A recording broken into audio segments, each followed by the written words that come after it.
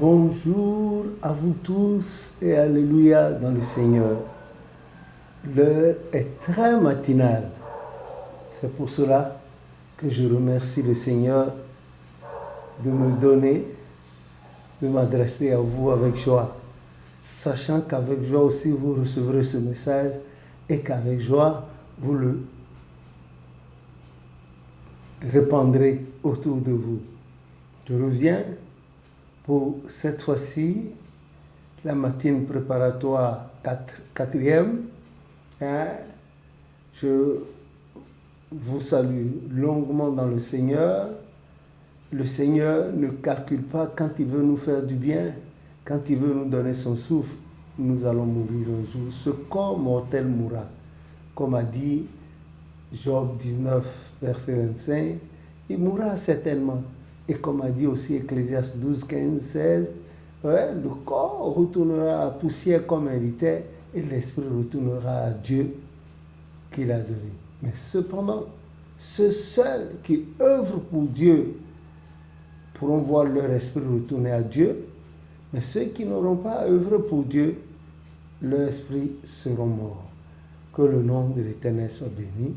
Je ne voudrais pas que notre corps meure, comme la malédiction que notre père Adam a reçue dans Genèse 3, 19, et que l'esprit aussi meure. Il faut tout faire pour éviter ça. Dieu est débonnaire, plus débonnaire que lui, on n'en trouve pas. Cependant, il est exigeant. Celui qui refuse d'être exigeant pour adorer Dieu, est exigeant envers lui-même, exigeant pour sa famille, envers Dieu, celui-là a déjà échoué. Il n'y a rien à faire. On n'adore jamais Dieu dans la mollesse. C'est ce qui me mène à vous parler encore du pèlerinage. Je dis et répéterai à l'envie jusqu'à ce que le Seigneur me rappelle un jour à lui. En novembre 1947, la prophétie de l'institution d'un pèlerinage a été prophétisée par notre devancier Emmanuel Maouillon-Gouton, le neveu direct à Papa Oshofa, le fils à sa grande sœur Elisabeth Ekundayo Oshofa, épouse Gouton, et le deuxième homme que Dieu a ressuscité par ses mains.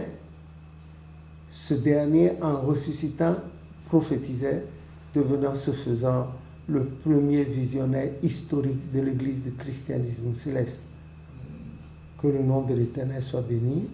Quand Papa Oshofa a reçu la prophétie en novembre 47, le 24-25 décembre 47, il s'est exécuté, il s'est rendu à la plage de Semin. Ce n'est pas la configuration actuelle, c'était à des kilomètres et des kilomètres dans le sable, à travers les cactus, les ronces et les épines, les cocoteraies, pour aller retrouver la mer. Bon, avec le temps, il y a eu l'érosion côtière, les gens sont à peine à 1 kilomètre de la route principale, l'axe Cotonou-Porto-Nouveau, aller-retour. Donc, c'est cela. Donc, pendant 28 ans, de 47 au 24 et 25 décembre 1975, Papa Oshofa a toujours sacrifié à cette tradition. Jamais il n'a raté, même dans les années dans lesquelles il a été malade, il n'a jamais raté. De 47 à décembre 24-25 décembre 1975, il a toujours sacrifié à la tradition avant que spirituellement Dieu ne l'ait envoyé de l'autre côté au Nigeria, où suite à la vision, la parole de Dieu qu'il a entendue parlant de mercenaires et des intellectuels lui ayant expliqué et toutes les précautions qu'il allait prendre, nous, on fait que pendant 8 ans, il n'y a plus jamais eu de pèlerinage dans l'église. Ce que nous faisions comme culte les 24 nuits et 25, il avait ordonné que tout cela fût fait dans la cour des paroisses un peu partout dans le monde. C'est ce qui a été fait jusqu'au 15 octobre 1983, où il a convoqué tout le monde à Imeko, une bourgade au nord-ouest, je crois, de Lagos. Et il a procédé à la pose de la première pierre de la cité céleste mondiale de l'Église christiane céleste, la pose de la cathédrale que nous appelons aujourd'hui basilique parce que c'est Maús. Et encore, malgré la grandeur, la vasteté, quand vous y êtes, vous êtes assis comme des sardines, les gens parlent encore le bruit qui court qu'on va agrandir encore. Bon, on agrandira toujours, puisqu'il y a du monde que l'Éternel envoie toujours à l'église du Christ Céleste, que son nom soit béni. Donc, c'est à partir de cette année-là, de décembre 83, que le pèlerinage a repris lorsqu'après la pose, la cérémonie de la pose des pierres, différentes pierres là, et il a parlé sous la bâche et il a dit que désormais, tout ce qui se faisait à ses mains est passé à Imeko, que les anges qui travaillaient avec lui sont passés à Imeko et que désormais, le pèlerinage reprenait pour toujours à Imeko et que le monde qu'on avait vu ce 15 octobre 83 là, ce n'est rien. Dans 2 mois, dans quelques mois, on va voir effectivement, et le pèlerinage a repris les 24 et 25 décembre 83 qu'il a dirigé, et le 24 et 25 décembre 1984, il a conduit, et dans cette circonstance-là, il s'était dépouillé de sa toge patriarcale, il est resté dans la tenue mousquetaire. Et des gens se posaient la question, ils disaient en Yoruba, mais qui ni Baba Daïché, c'est-à-dire que fait Baba? Et quelqu'un a répondu, c'est toi qui as amené l'église, et puis tu dis, qu'est-ce que papa fait? Bon, on va lui poser la question.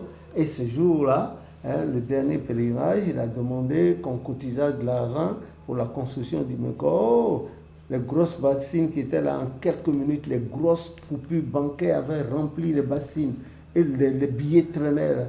Il n'a rien dit, il était dans son coin. Après, il s'est levé du haut de ses 2,4 mètres, il est revenu là où les bassines étaient. Il a demandé qu'on emportât ces bassines-là et qu'on lui donne 2 petites bassines. On a donné les bassines. Il a dit, bon, maintenant, l'argent qu'il veut ici, c'est l'argent qui va construire Imeko, qu'il ne veut pas d'argent de prostitution, l'argent de sang, l'argent de détournement, l'argent de vol, qui veut de l'argent pur.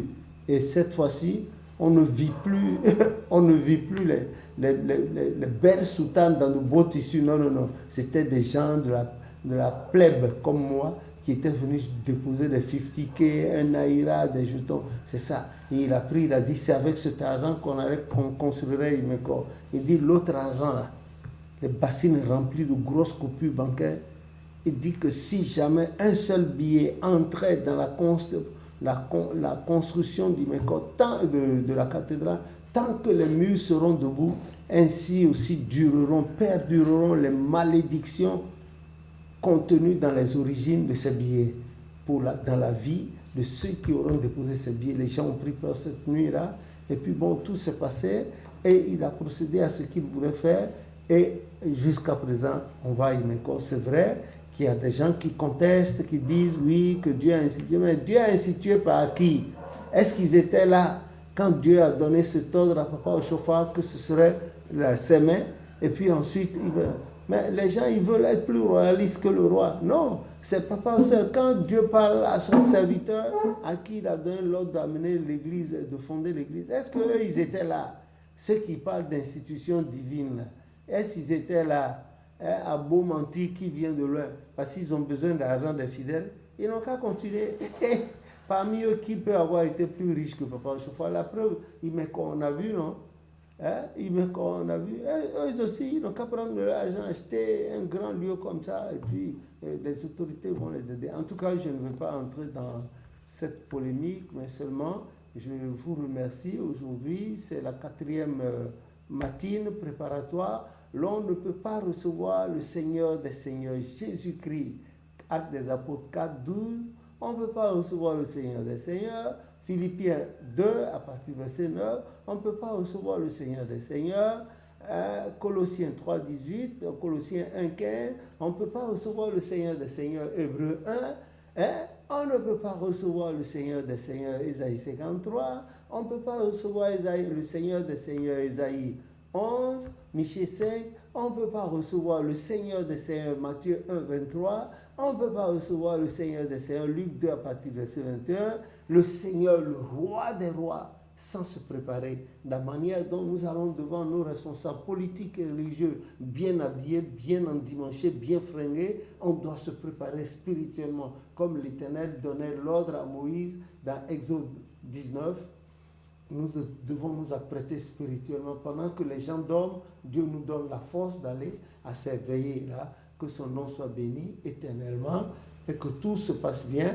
Et voilà, on se prépare. Que Dieu nous bénisse pour le pèlerinage à Imekor, etc. On ne va pas au pèlerinage pour aller manger matin, midi, soir, même 10 fois par jour. Non, on y va pour prier, se recueillir, la méditation, etc., etc.